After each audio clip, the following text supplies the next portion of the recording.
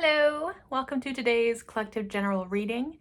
As always, remember to use your own discernment, drawing with intention, and allow the message to be received with an open heart.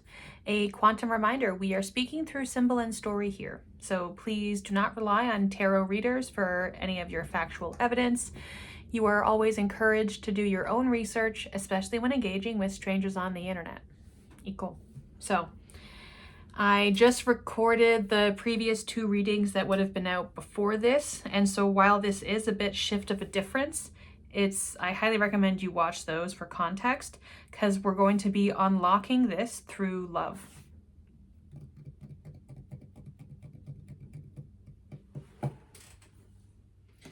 What's this unlocking about?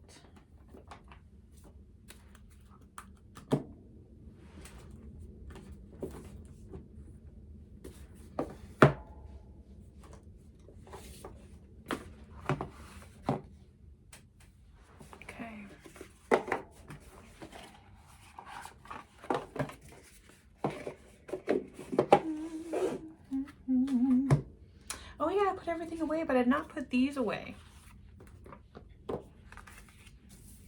We have the Sun and Uranus.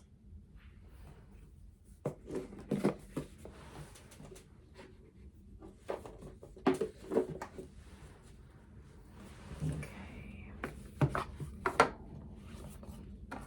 Don't know if we'll be doing the book, but I'll keep it aside.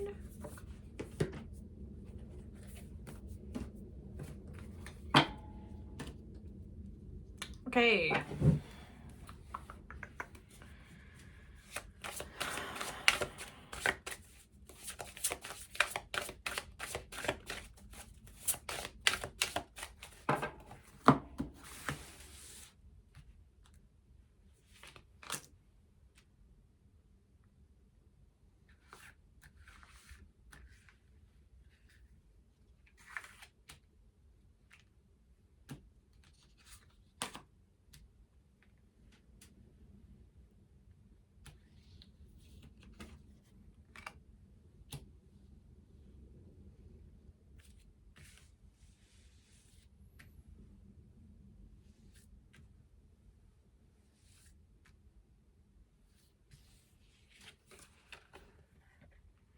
Six, loving the self on all levels. 19, creating personal space.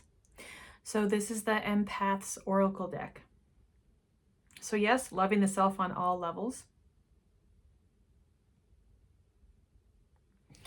And so this message is for someone who is struggling with that part. And I don't even want to put the word struggle on you. But otherwise, challenges with boundaries, embracing sensuality as union. So, and I don't want to go too deep into discovering reasons of, there could be trauma, there could be challenges there.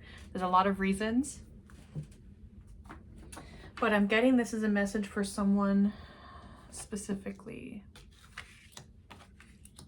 1, 2, 3. Oh, we'll do portals. We haven't done portals in a while. The sense of getting back to your roots in new ways. Top. Double mission. Light worker starseed. Serve the world by being you. And so perhaps you've been trying to do this, but you haven't known how to, as an empath, you haven't known how to do what it is you are here to do without allowing your energy to ooze out of you by giving up your power to people who are not here for your best interest. They're not in your life so you feel better. You are allowing people into your life that hurt you because you don't know how to say no. Because you think, well, everyone deserves love, and I can deal with the fact that I don't feel happy or safe or loved or etc. because everyone, you're putting everyone else first. You're people pleasing, and everyone deserves love. Yes, including you. Including you. We the Hathors, deep love, mother's milk, birth as a portal. Love this. So I'm actually going to get... I'm like, I don't know what to call this. It's like my galactic Bible. I don't I don't really know a better word for it. Okay. And we're just gonna... I have my eyes closed. You can't see, but I have my eyes closed. Okay, now what are we talking about? How to work with the geometries. Fascinating. I'm gonna read this bit. After you have explored all the geometries and feel you have a good grasp of them, I suggest you experiment with going through them back to back in one session. This is a very intensive way of working with the patterns, but it yields exceptional results if you can deal with the intensity. If you find this type of sequencing too intense, then skip it for now and just hop around between the 3 patterns as you wish for the next 3 to 4 weeks. Ideally, you will eventually work with all 3 geometries in a single session at least once a day for 7 days. This intensive sequencing of the geometries is the final stage of the training. If you wish to boost your brain-mind capabilities even further, and you can deal with the demands of this much focused attention, it would be really good if you could work with all 3 patterns in the same intensive manner for 3 to 4 weeks, at least once a day, every day. It is also a good idea to work with all 3 geometries again, periodically, every few months or so. The sobering truth is that neurological networks will stop working as well if they aren't periodically reinforced. Finally, one of the most important things to remember is to have fun with this. And so I'm one, sacred geometry. If you haven't already looked into it, fascinating, fascinating. Find the movement shapes that speak to you, my friend. This neurological networks will stop working as well if they aren't periodically reinforced. This is why we talk about the importance of practice. And again, every ritual can be considered a practice, but not every practice is a ritual. I also don't even want to say something as absolute as every ritual is a practice. But the idea that developing these healthy habits for you, whether it's your physical health, it's your spiritual health, it's your emotional health, your social or mental health, doing something that helps you elevate your own vibration and frequency. In terms of, or I guess I should say, an example being going to bed the same time every night and waking up the same time every morning. If you're having a hard time with getting started in the day, setting up a morning ritual habit, something that you do that is for you. Whether it's sitting down and you journal for 10 minutes before you get out to brush your teeth, you know, like doing something that is specifically for your benefit of improvement. So perhaps it's not necessarily about the sacred geometry, although highly recommend, but it's about creating and strengthening those neurological pathways. And so for this reading, perhaps it's learning to put yourself first. So yeah, I'll leave that at that. I'll leave that as that. Now we have these 3 portals here, don't we? Don't mind, there's just grains all over the table still. Little memories. Okay. So while I'm shuffling and going through these, I want you to pick 1, 2, or 3.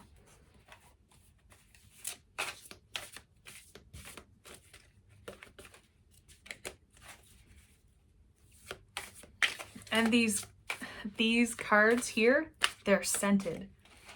It's like a light rose. And I also have rose incense on the go, but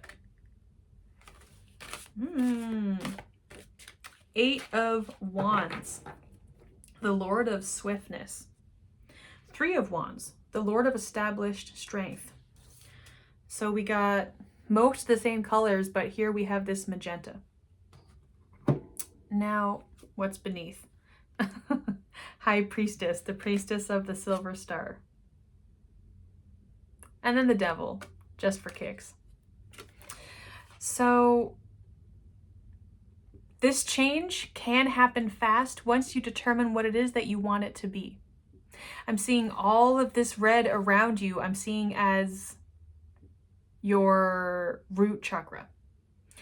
Something that can be grounding you, and you're surrounded by it. You absolutely have more than the ability, you have the capacity. You can hold the container of your own self-growth, but you need to decide what you want that to look like. This goes back to the previous reading talking about manifestation and what is it that you want? Imagine you already have that and it's 3 months down the road. Who are you? Write that down in depth. What do you look like? What do you talk like? What mannerisms do you have? What do your days look like? Etc., etc. Going into all this, and then sketch out, what do you have now? How do you get from here to there? So once you figure out and determine what it is that you want, it's going to come rapidly. Seeing the black around this blue, there's something about the depths erupting. Good eruption. Good, much needed, healthy eruption. Now you picked one of these? Okay. Examining self-identity, number 22. I think I'm actually going to read the book for some of these. I love this deck so much. Okay.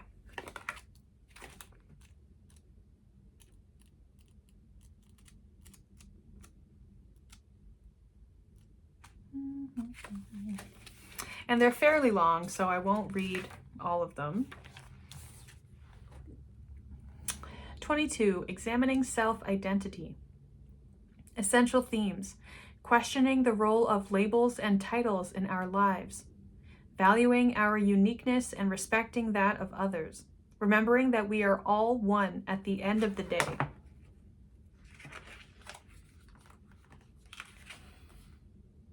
Suggestions for action.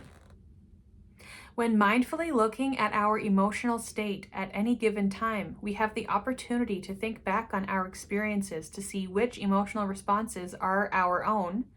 Maybe some of them are unconsciously based on trauma responses, and which of them seem foreign.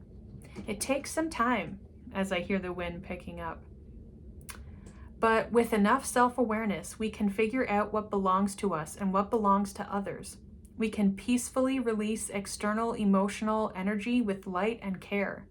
This is how we more seamlessly come into ourselves for who we are in this lifetime. Labels and identities are fleeting. If you wish to call yourself an empath or any other thing, do it. Nearly everyone has empathic capability and potential, and if you feel as though you experience empathy to a greater ability than most others, why not use the term? It can be empowering and affirming. The same goes for other terms that a person uses in their life. Ultimately, this card encourages us to examine the labels we use, why we use them, their influence on others, and how accurately our proclaimed identities fit our current incarnation and life lessons. So perhaps you've been identifying as perhaps an empath, perhaps a people pleaser, but maybe there's something else that you're like, well, I'm a provider, I'm a giver, I'm like something about why you're responsible for other people's betterment. I'm not speaking about being a caregiver to a child or a family member or a loved one, but examining why is it that you contain yourself inside that identity. Yes, it's 1441, it's the mirror to that. 29, activating empathic magic. Seeing this third eye here. Was that in this card? No, it was in the previous reading. 29.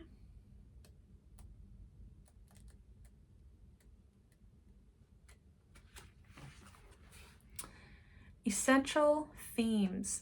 Analyzing what the term magic means in our lives. Understanding that life itself is the grandest act of esoteric ritual. Utilizing metaphysical tools designed for empathic growth. Honestly, yeah, that was speaking to the previous readings of recognizing what is magic, what is within your control, and interjecting ritual through your life. It says, life is magic. You are a magical being, plain and simple. Although empathy is a quality everyone has to one extent or another, individuals who identify as empaths experience a higher than usual level of emotional absorption from the outside world. We also experience our own emotions at a higher level than the average person. This is a gift. And I'm going to say this now. I've heard people talking about the need for increasing protection, spiritual or psychic protection. And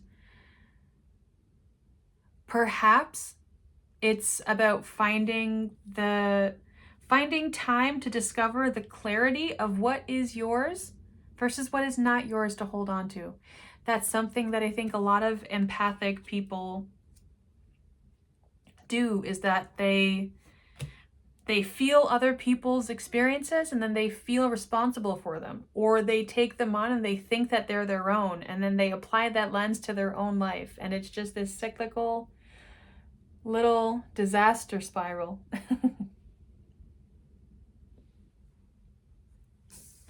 Number 3, number 11, cleansing mind, body, and spirit. Man, that card is beautiful.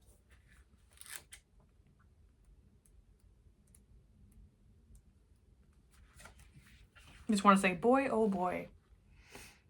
Essential themes. Contemplating how we are keeping up with our mental, physical, and spiritual wellness. I was just talking about that. Analyzing our environments and what we choose to consume. Taking a rejuvenating break from the daily grind. My beloved fellow empaths, it cannot be emphasized enough. Cleansing the mind, body, and spirit on a regular basis is of ultimate importance. We absorb emotions and sensations from the outside world at such a fast rate that it's often dreadfully difficult to keep up. This is why we must set an intentional practice of purification. So this is all what I've been talking about. So perhaps it's you can be doing a salt cleansing ritual. I have a container of just normal table salt at my bathroom sink, and I will start and end my days cleansing the energy that is not mine to carry. And I have noticed a difference. Again, it's the intention that you're putting into it, but finding what cleanses and clarifies you. So I know that salt is good. Cedar can be good for protection and release. Lavender as well.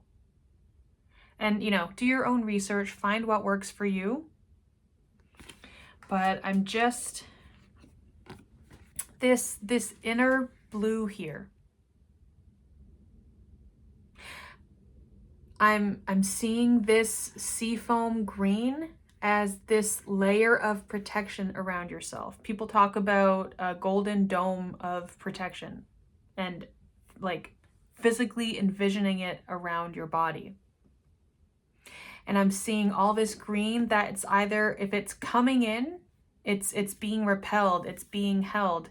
And perhaps it's this green scum, like pond scum, that is attached to you as you go through your days. And when you do a cleansing ritual, you're washing this away, and then it's just blue back with the gray. And then another day will come, and then other people's stuff just oozes onto you, and then you need to cleanse it away. But if you're not developing that ritual, imagine all of the buildup that's going to come here. And that's going to take so much longer, so much more work and energy to clear. And so, yes, it is developing that daily practice. Okay, I think I'll leave that here. Don't mind me just wrestling with some stones. What's this? Fall into my arms, surrender, holding the opposites, extremes of life.